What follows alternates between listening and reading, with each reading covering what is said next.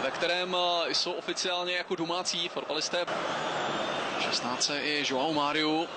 Brozovič to vzal hodně z prutka a podařilo se zakončit. Mám pocit, že to byl Kondogbia. A v pořádku bylo i tohle. Antonio Candreva. Honě Máriu. Malo nakonec na paty Icardimu, ale byl tam ještě Ivan Perišič. Slabonká střela. Candreva. Ambrosio okamžitě centroval a tohle byla dobrá příležitost pro Inter. Gary Medel už tam držil nějakou polístku, která musí být v rychlosti obstříknutá. Teď ale pozor na tuhle příležitost. Inter zvyšuje kadenci. No a znovu.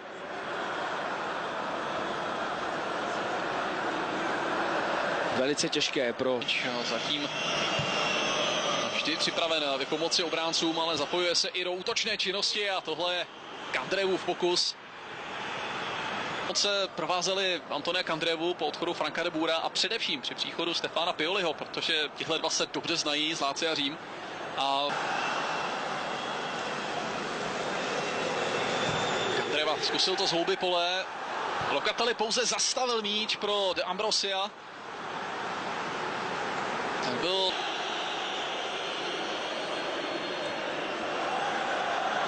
Perišič měl teď dost času a prostoru na to, aby kvalitně odcentroval a... Ne tak Perišič. Byl to Brozovič, který centroval. Mário Candreva. Brozovič to zkusil na Icardiho, před ní byli dva hráči a Icardi odevzdal.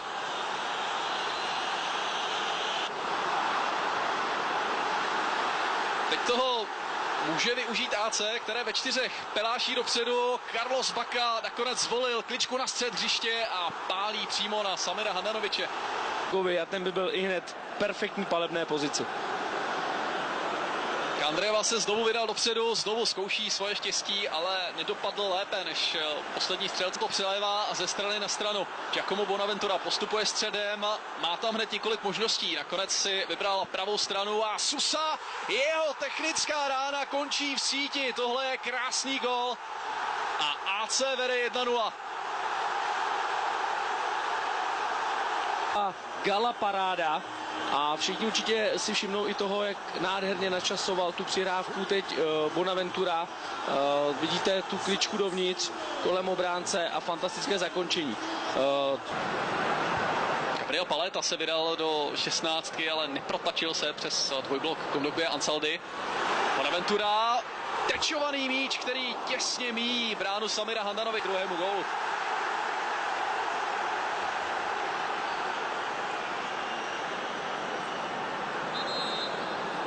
Začínají hráči AC Milan. Teď to na vlastní kůži okusil Jeffrey Kondogbia. V 16 je Niang, který zkusil vystřelit, i když ten úhel. Jak jste viděli v krátkém prostřihu, začal se tam rozsvičovat Éder.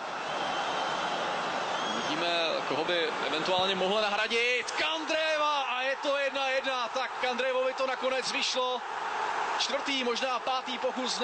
Ukázal tu svou obrovskou a rychlou zbraň. Nebo obrovskou, řekl bych, omlouvám se, ne rychlou, ale obrovskou zbraň, a to je právě rychlá a velmi tvrdá střela, o čem jsem před chvilkou mluvil, a tady vidíte, že ten Bacca,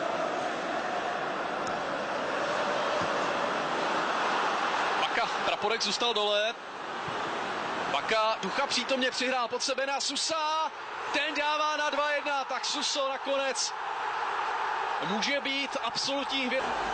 Sklepávka od Baky, ten ihned sprintoval do volného prostoru, dostal přihrávku, vrátil Susovi, ten si doslova pohrál s Mirandou, ten tam zůstal zabodnutý jako štěp a Suso opravdu si ho dostal.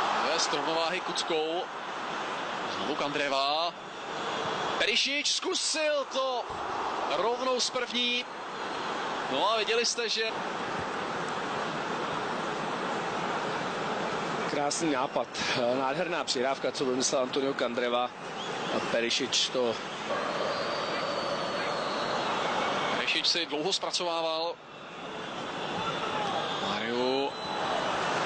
A znovu jednoduchá práce pro Gigio Donnarummu.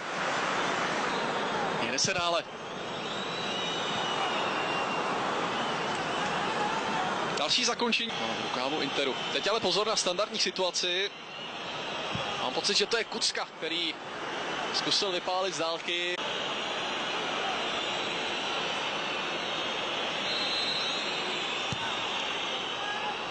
Dokonce i Handanovič byl v pokutovém území a Inter to dokázal. 92. minuta, Ivan Perišić srovnává na 2-2. Opravdu jen málo kdo, Samir Handanovič. A byl také připraven pomoci. Ivan Perišić stál na hranici offsideu, ale myslím, že to bylo v pořádku. Tam se naskakovali dva hráči, byl to Kondogbia a Jason Murillo, kteří prakticky posunul, byl to nakonec, ano, byl to Jason Murillo, který se dostal do výskoku, poslal balón na zadní tyč.